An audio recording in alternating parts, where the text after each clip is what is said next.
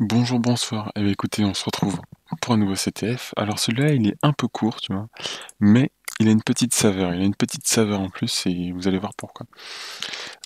Donc, bah écoutez, on commence. On fait notre petit RP scan. C'est quoi son IP? Son IP, c'est 192.168.106. Je rappelle que nous, c'est la point 102. Et donc, ce qu'on va faire, c'est un nmap-an de notre adresse IP. On va regarder un peu ce qu'il y a sur notre machine. Ok, donc en fait on a que du SSH ouvert. Le truc c'est que je peux tricher parce que le site sur lequel il y a la VM, il explique en fait la faille. Euh, et le truc en fait voilà, donc là on a que ça. Et on a qu'une machine avec un port SSH et on voit tout de suite qu'en fait la librairie SSH c'est une 0.8.3. Donc elle est très certainement outdated. Et quand tu cherches sur internet, tu tombes sur une faille. C'est la CVE 2018-10933. Et si on va sur internet, regardez, hop, c'est celle-là. Donc, vulnerability was found in libSSH server side state machine before version donc 0.76 et 0.8.4. Un malicious client donc peut créer un channel sans performing la première authentification. En gros, c'est ce que le site il explique là où il y a la VM, c'est que comment dire. En gros, dans une connexion SSH, il y a des étapes, étape 1, 2, 3, et que en fait dans ces versions-là, tu peux bypass les étapes et passer directement à la version 3 et passer directement à l'étape 3 qui va t'autoriser en fait à te connecter. En fait pour passer à admin, en fait, on va pas trop galérer, hein, vous allez voir, c'est pas. On lance Metasploit. C'est vraiment un petit. Franchement c'est vraiment une machine juste pour dire hey, regardez, il y a des failles dans les librairies. Pour les exploiter, il faut trouver un moyen de le faire. Donc il y a plein de moyens d'exploiter cette faille. Là je vais utiliser Metasploit qui fait tout à notre place. Il y a moyen d'utiliser des scripts en C. Il y a moyen d'utiliser des scripts en Python. Il y a moyen d'utiliser des scripts. Comment c'était quoi? C'était un script nmap, je crois. Enfin, un script nmap qui n'utilise pas que du nmap, mais voilà. Il y a plusieurs moyens pour cette faille. Alors, nous on va faire un petit search libssh. La méthode la plus simple. Pourquoi faire compliqué? Si c'est intéressant, c'est de lire l'exploit pour voir à quoi il ressemble.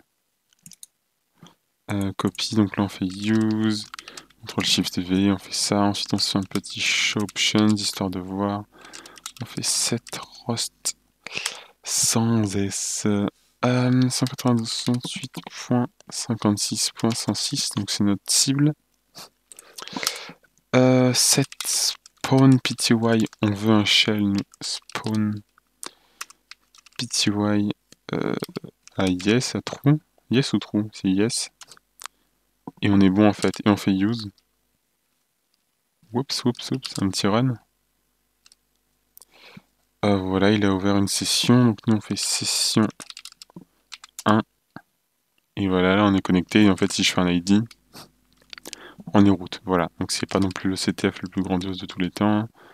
LS route, on a les clés RSA, tout ça, tout ça. En fait ce qui est intéressant c'est que par exemple, on peut aller sur le site shodan.io. Alors faut un compte pour utiliser les filtres. Par exemple, regarde ce que j'ai fait.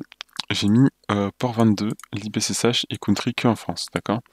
Et rien qu'en France, tu vois, il va nous trouver les librairies, les machines que le site a répertoriées, avec une librairie SSH clairement outdated. Il y a du 0.2 chez Orange, il y en a 14 chez Orange, 2 chez SFR, etc. Alors je préviens tout de suite, sachez que tenter du coup d'utiliser ces vulnérabilités sur ces machines qui appartiennent à des entreprises, d'accord, c'est hautement illégal. Donc là, à partir de maintenant, entre cette petite connerie qui dure 3 secondes sur une machine locale et cette connerie-là qui peut vous emmener en prison, il y a la frontière entre le légal et l'illégal est extrêmement fine, d'accord?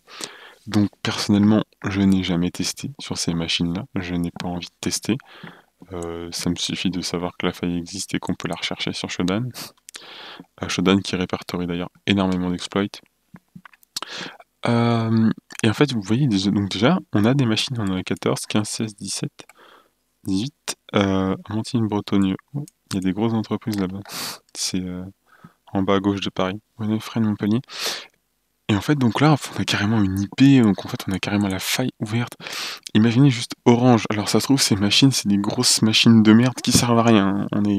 On est d'accord. Ça se trouve même c'est des pièges, hein. Ça se trouve c'est laissé là comme ça. C'est assez bizarre quand même que ce soit répertorié. Et vous vous rendez compte, une lib SSH 0.2 est sortie en 2010, quoi. Enfin, non, je sais pas, mais c'est sorti il y a des dizaines d'années. C'est abusé.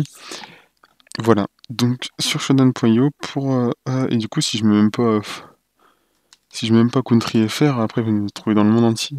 Il doit y en avoir un paquet aux États-Unis, j'allais dire en Chine, en Russie. Peut-être pas, on va pas y avoir accès.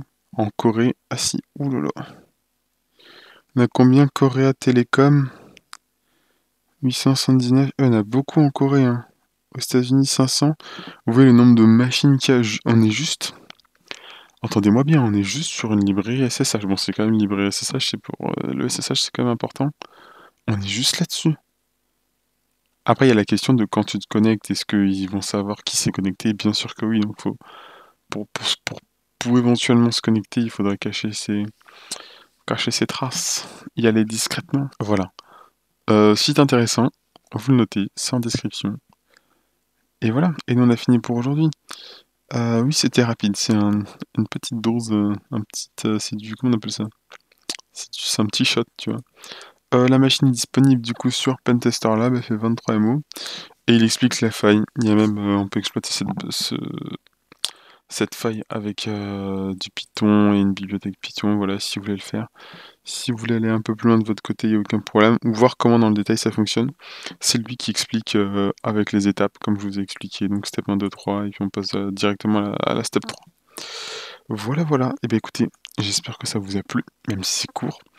Il y en a comme ça, il y en a assez court, il y en a, ça va être très long, ça va même nécessiter potentiellement plusieurs vidéos. Mais voilà, il y a tout dans la vie, et c'est ça la beauté de la vie. Allez, moi je vous laisse, et on se retrouve une prochaine fois. A plus.